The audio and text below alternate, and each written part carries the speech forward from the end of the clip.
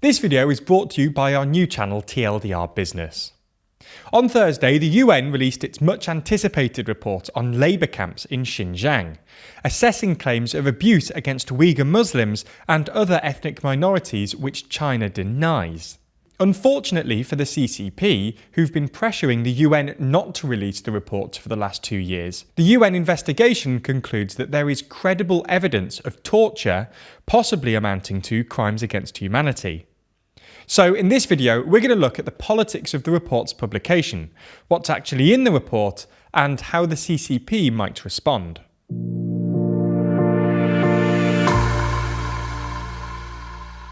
So let's start with a quick recap. Xinjiang is a northwestern region of China that has historically been populated by Uyghurs, an ethnically Turkic people who are mostly Muslim. Xinjiang is one of 5 autonomous regions within China. Autonomous regions are sort of semi-devolved regions created to accommodate ethnic minorities that enjoy some autonomy but are ultimately answerable to Beijing. Xinjiang was designated an autonomous region in 1955 because, at the time, the population was 75% Uyghur, and the region has a history of independence movements. Anyway, things were relatively calm until the 90s, when the CCP created so-called special economic zones in Xinjiang to make use of its natural mineral and oil deposits. Discriminatory hiring practices by state-owned companies and economic opportunities in the region attracted a massive influx of Han Chinese, who make up 92% of China's population. By 2008, Han Chinese had gone from a negligible minority to accounting for about 40% of Xinjiang's total population, with most Han settling around the capital, Urumqi, in northern Xinjiang, while the Uyghurs stayed in the rural south.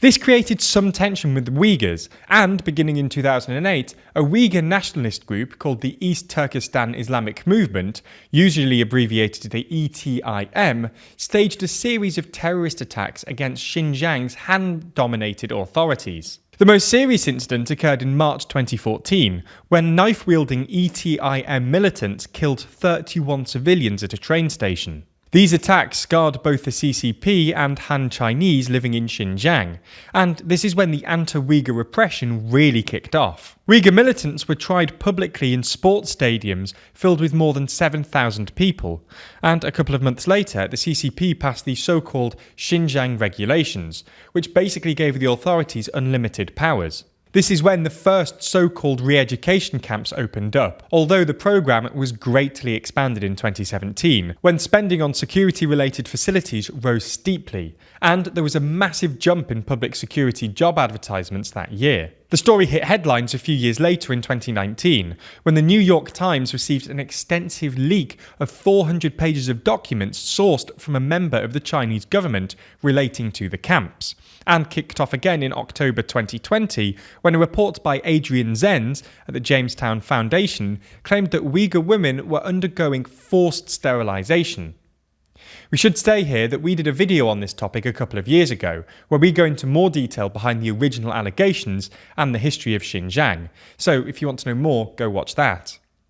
Anyway, the camps hit the headlines once again on Thursday, when the UN finally released their much-anticipated report on the issue. The UN first announced it would be investigating the camps in September 2018, but the report was delayed after China refused to let UN High Commissioner for Human Rights, Michelle Bachelet, visit the camps without strict oversight by the CCP. China eventually agreed to a visit in May, but Bachelet and other UN officials weren't actually allowed to speak to any Uyghurs, and their visit was closely supervised by the CCP. Anyway, after months of angry statements by the CCP, the UN finally released the report on Thursday. It's only 48 pages, so if you've got time, we'd recommend reading it. But for those of you who can't be bothered, here's a quick TLDR. The first few pages set the stage and give a quick history of the allegations against China. Beginning on page 5, there's an interesting overview of China's anti-terrorism laws, which are used to justify the policies in Xinjiang. Like most anti-terrorism laws, they use a broad and vague definition of terrorism,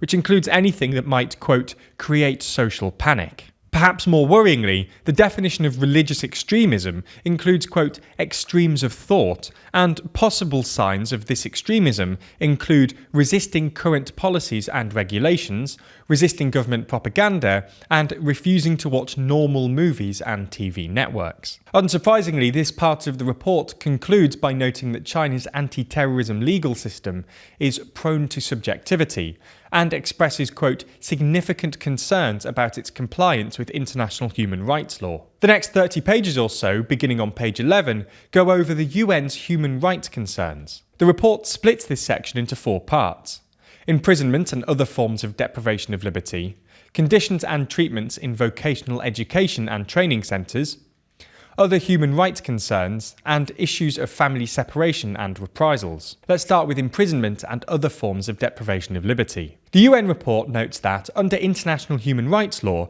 a deprivation of liberty occurs when a person is being held without his or her free consent, and that any deprivation of liberty not be arbitrary. Given the shaky legal basis for detainment and the fact that detainees were unable to leave the camps, the report concludes that it is reasonable to conclude that a pattern of large-scale arbitrary detention occurred in Xinjiang, and that these deprivations of liberty were applied discriminatorily to local ethnic minorities. The second section, related to conditions and treatments in vocational education and training centres, is even more critical. The report notes that 2/3 of the 26 former detainees interviewed reported having been subject to treatment that would amount to torture and/or other forms of ill treatment, which would be in violation of international law, before giving a long list of alleged crimes. The report also mentions allegations of sexual abuse, including rape, sexual humiliation, and forced nudity. Unsurprisingly, the report concludes that the descriptions of detentions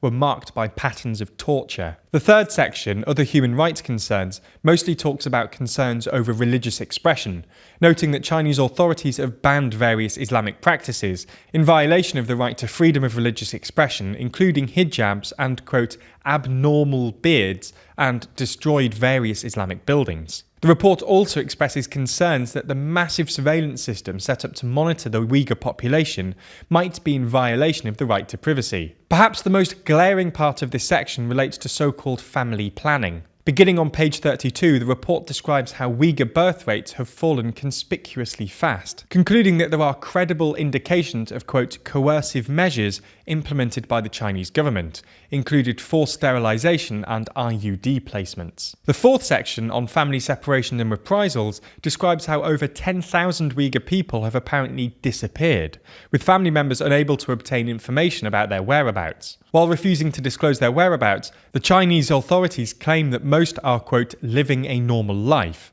but a significant minority have been convicted on terrorism charges, died of, quote, disease and other causes, or are living overseas. Finally, the end of this report concludes that serious human rights violations have been committed in Xinjiang as a result of the deeply problematic anti-terrorism law system, including credible allegations of torture and serious indications of violations of reproductive rights through coercive and discriminatory enforcement of family planning and birth control policies. So, on to the final part of this video. Will this change anything?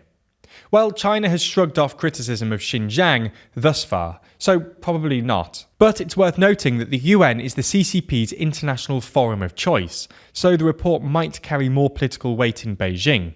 Ultimately, it'll depend on how other UN members react.